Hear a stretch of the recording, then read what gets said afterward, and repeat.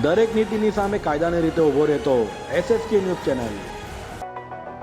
લોકસભા ચૂંટણીને લઈ હજીરા વિસ્તારમાં પોલીસ દ્વારા ફૂટ પેટ્રોલિંગ કરવામાં આવી હતી, જેને લઈ અસામાજિક તત્વોમાં ફફડાટ જોવા મળ્યો હતો।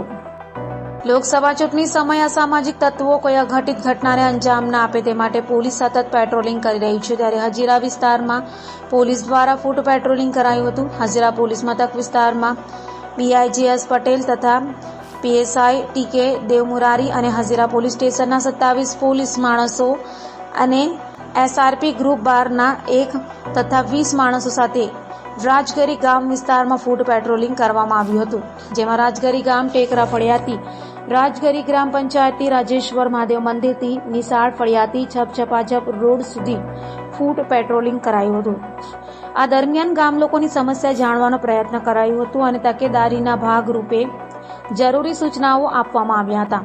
તે SPC તથા સાયબર ક્રાઇમ અંગેની પત્રિકાઓની વહેંચણી કરવામાં આવી હતી, તેમજ ફૂટ પેટ્રોલિંગ દરમિયાન રૂટમાં આવતા એક હિસ્ટ્રી સીટર તેમજ એક MCR ચેક કરાયા હતા।